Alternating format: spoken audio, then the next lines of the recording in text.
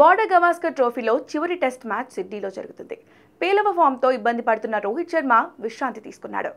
రోహితే పక్కకు వైదొలగాలని నిర్ణయం తీసుకున్నట్లు టాస్ సమయంలో కెప్టెన్ బూమ్రా వెల్లడించాడు. ఈ క్రమంలో రోహిత్ శర్మ తీసుకున్న నిర్ణయంపై రవిశాస్త్రి కీలక వ్యాఖ్యలు చేశాడు.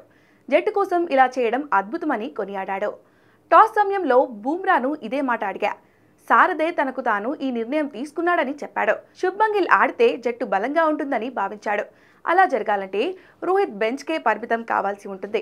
అందుకే రెగ్యులర్ కెప్టెన్ ఇలాంటి గొప్ప నిర్ణయం తీసుకున్నాడు అని రవిశాస్త్రి తెలిపాడు. సిడ్నీ టెస్ట్కు 16 మంది స్క్వాడ్లోనూ రోహిత్ లేడు. దానికి కూడా కారణముంది. ఒకవేళ స్వదేశంలో ఏదైనా టెస్ట్ సిరీస్ దగ్గరలో ఉండుంటే అతడు ఉండేవాడు. కానీ ఎలాంటి సిరీస్లు లేవు. ఈ టెస్ట్ ముగిసేలోపు మరో కీలక నిర్ణయం రావచ్చు.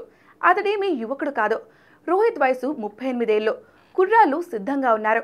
జట్టులో మార్పులు తీసుకురావడం కఠినమైన నిర్ణయమే. కానీ ప్రతి జట్టుకు ఇలాంటిది తప్పదు అని మాజీ ప్రధాన కోచ్ వ్యాఖ్యానించాడు. రోహిత్ తీసుకున్న నిర్ణయాన్ని మాజీ క్రికెటర్ సంజయ్ మంజ్రేకర్ ప్రశంసించాడు.